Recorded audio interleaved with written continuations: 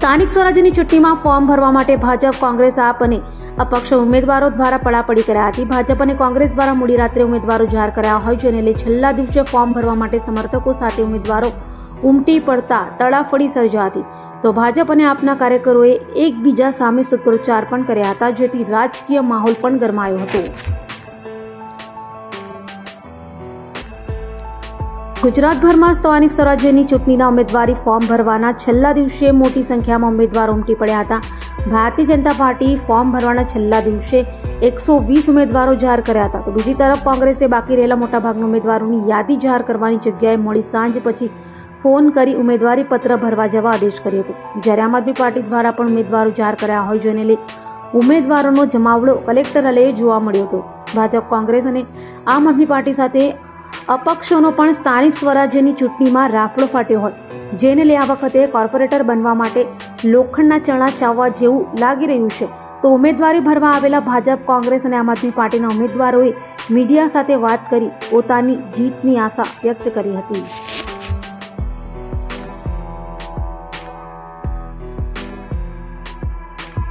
કરવા આવેલા છે, આજે અમારું ફોર્મ ભરાઈ ગયું છે અને અમારા મેઇન મુદ્દો ખાડી છે।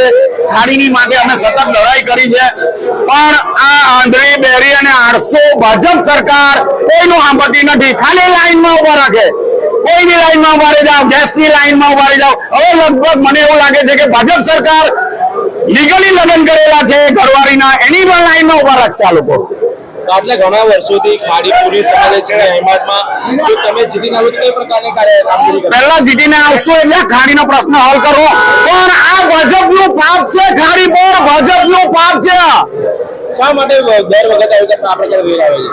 ભાજપનું પાપ છે। તાપી શુદ્ધિકરણના નામે 2018માં સુરત મહાનગરપાલિકાને 960 કરોડના મસ્ત મોટું ફંડ ખાવા માટે આ પ્રોજેક્ટ પાસ કરવામાં આવેલો। આપનું નામ? મારું નામ રંजना રામચંદ્ર વાડે છે। કયા વોર્ડમાંથી ઉમેદવાર? હું 19 નંબરના વોર્ડમાંથી ઉભી રહું છું, અંજના ડુમાલમાંથી।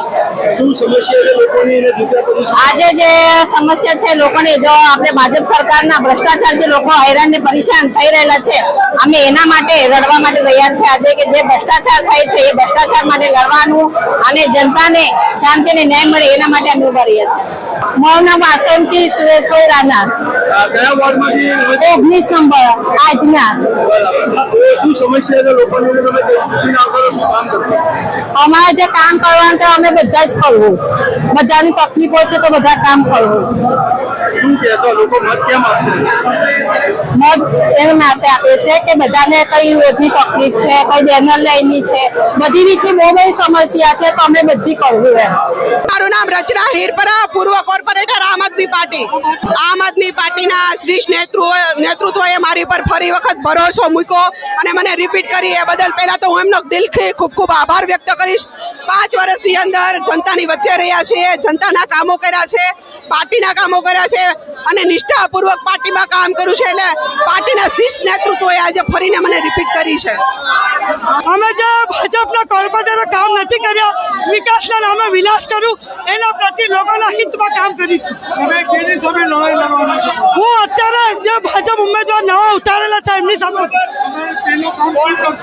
મારું પહેલું કામ એ હશે કે સ્લમ વિસ્તારમાં જે લોકો જીવ જંતુની હાલતમાં જીવી રહેલા છે એ લોકોને ન્યાય અપાવવાનું કામ કરીશું। મારા સ્થાનિક લોકોમાં એટલું બધું ખુશીનો માહોલ છે અને અમારી પ્રમાણમાં યોદ્ધા આવેલા છે। અત્યારે તમે જોઈ રહેલા છો કે કયા જજ્બામાં છું અને કેવી એક્સાઇટમેન્ટમાં છું। હું અત્યારે પૂરા લીડ પાર કરીશું। જી, મારું નામ ચિત્ર સનાજવાલા છે। મેં વોર્ડ નંબર 5માંથી ફૂલપાડા અશ્વની કુમાર વોર્ડમાંથી ઉમેદવારી નોંધાવી છે ને ખૂબ સારો માહોલ છે અહીંયા। આમ ઉત્સાહ લોકો અમારા જે વિસ્તારમાં વોર્ડમાં અત્યારે સમસ્યાઓ એટલી ભયંકર માત્રામાં છે કે લોકોને હવે પરિવર્તન સિવાય બીજો કોઈ વિકલ્પ દેખાતો નથી। સૌથી પહેલી યાદીમાં આપનું નામ જાહેર કરેલું છે, એટલે લોકોનો સંપર્ક કરવાનું તમે ચાલુ કર્યું છે, જી. તો લોકોએ શું કહ્યું? લોકો ખરેખર એમ જ કહે છે કે હવે પરિવર્તન લાવવું એ ખૂબ જ જરૂરી છે. હવે ખરેખર થાકી ગયા છે. અમારે પણ જે અમે કેમ્પેનમાં એક જ વસ્તુ કહે, હવે તો થાક્યા. તમે ભ્રષ્ટાચારથી, મોંઘવારીથી, ટ્રાફિક સમસ્યાથી, બીજી અનેક જીવન જરૂરિયાત કે પ્રાથમિક સુવિધાઓથી લોકો ત્રાસી ગયા છે, થાકી ગયા છે. તમે છેલ્લા 5-7 દિવસથી ફરી રહ્યા છો, તો પહેલું કામ કયું કરવા લાગ? પહેલું કામ જે અશ્વની કુમાર વોર્ડમાં જે પ્રાથમિક સુવિધાઓ છે, રોડ, રસ્તા, ગટર, હજુ પણ ઘણી સોસાયટીઓમાં હજુ કામો થયા નથી, અધૂરા છે. પ્લસ કેમિકલ વાળું જે ગંદુ પાણીનો જે લોકોનો જે પ્રદૂષણનો જે, કારણ કે મિલો ને બધું છે તેનું પ્રદૂષણનો એક બહુ મોટો સમસ્યા છે. તો એ બધા પ્રાથમિક સમસ્યાઓ જે છે તેનો હું પહેલા પ્રાથમિકતા આપવાની એ કરીશ. આજે ખૂબ જ મહત્વનો અને આનંદમય દિવસ છે.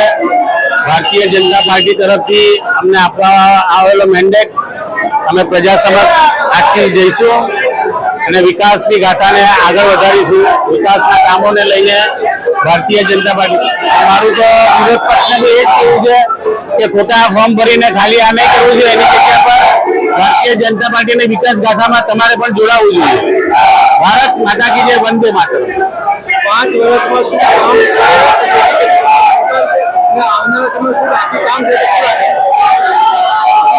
ખાસ કરીને હું મારા વોર્ડ વિશેની વાત કરું તો અમે જૂના તળ સિટીમાં રહેવાવાળા છીએ. વોર્ડ નંબર 13 એ જૂનો કોટ વિસ્તાર છે. હાલની તારીખમાં નવી પાણીની લાઈનો અને ડ્રેનેજની નવી લાઈનો નાખવામાં આવી છે. એ સિવાય આપણે ગાંધી સ્મૃતિ ભવનને નવું રિનોવેશન કરવામાં આવ્યું છે, નવું કરવામાં આવ્યું છે. એની સાથે આપણે જોઈએ તો ડીકેએમ હોસ્પિટલ છે, એને નવી 50 બેડની હોસ્પિટલ ત્યાં આગળ કરવામાં આવી છે. એની સાથે શહેરની ગલીઓમાં જે વર્ષોથી પાણીની એની સમસ્યાથી એ લાઈનો દૂર કરીને નવા સીસી રોડ સુરત શહેરમાં અમે આપવા જઈ રહ્યા છે. વાત કરીએ તો આસાન કરવાનો પ્રશ્ન છે, એને કઈ રીતે અસાન ધરાવવાનો જે પ્રશ્ન છે એ એકદમ લાગણી છે. એને લઈને રહેનારા જૂના તરસુરતીઓ ઘણા હેરાન થાય છે. એને લઈને જે સરકાર દ્વારા કરવામાં આવ્યું છે તે ઘણું યોગ્ય અને સુંદર આયોજન. 20 વર્ષથી સરકાર નુકસાન થાય, હજુ બી તમે કહો છો કે સુરતીઓ હેરાન થાય છે, એનો નિવાડો નથી આવતો, એને શું કહો? શહેરની ભૌગોલિક પરિસ્થિતિ જેમ તમે જોઈ રહ્યા છો કે શહેર વિકસિત થઈ રહ્યું છે. ઘણા પાર્કો એવા છે કે જેવા નવા ડેવલપ થઈ રહ્યા છે. જે રીતના જહાંગીરપુરા જો, વેસુ પાલ વીઆઈપી જો, આ બાજુ તમે જો તો નવા વરાછા વિસ્તાર જો આખો, એવી જ રીતના સિટી પણ નવું ડેવલપમેન્ટ થઈ રહ્યું છે. તો મૂળ સુરતી અને તળ સુરતીઓ ને હેરાન નહીં થાય એના માટેનો ભારતીય જનતા પાર્ટીએ વોર્ડ નંબર 9 માંથી મને ફરીથી ટિકિટ આપીને લોકોની સેવા કરવાનો મોકો આપ્યો છે.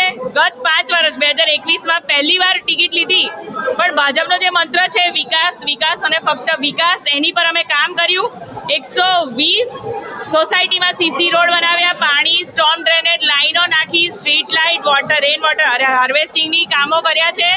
નવા વોર્ડમાં પ્રોજેક્ટ લાવ્યા છે. તો સુરત શહેર માટે કામ કરશું, 80 લાખ જનતા માટે કામ કરશું અને સૌ પ્રથમ મારી સોસાયટી, મારો વિસ્તાર, મારા વોર્ડ માટે હું કામ કરીશ.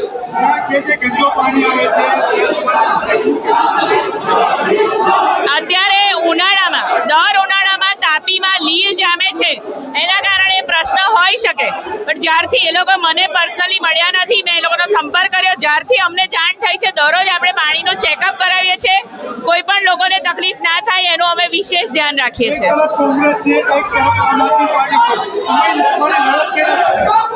ભાજપ 120 સીટ જીતવાની છે, કોઈ ટક્કર છે નહીં. અમે 5 વર્ષમાં એવા કામ કર્યા છે કે આ બેને અમે કોઈ ટક્કર એ લોકો અમને આપી શકે એવું છે જ નહીં.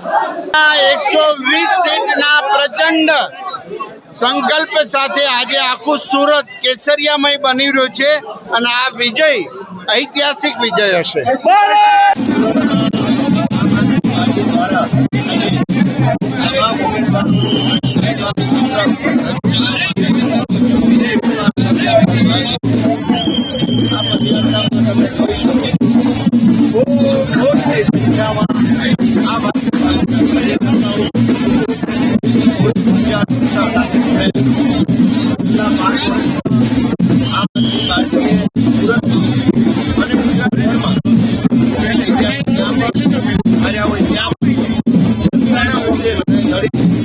મજબૂત પક્ષ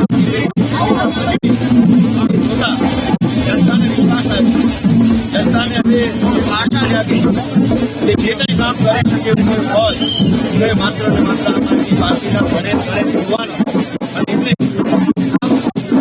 જનતા પોતે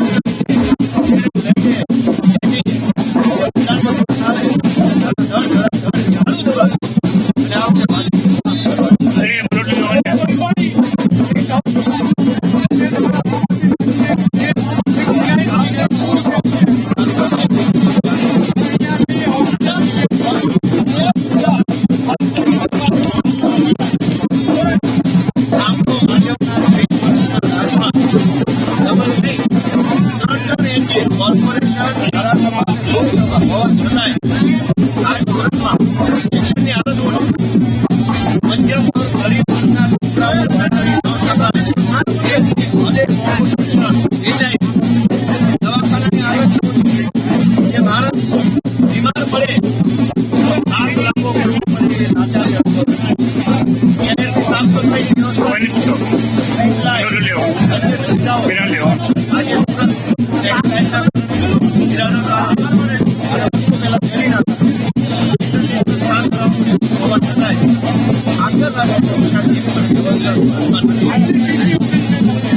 જનતા એનો આશીર્વાદ આપે તો 120 માં 120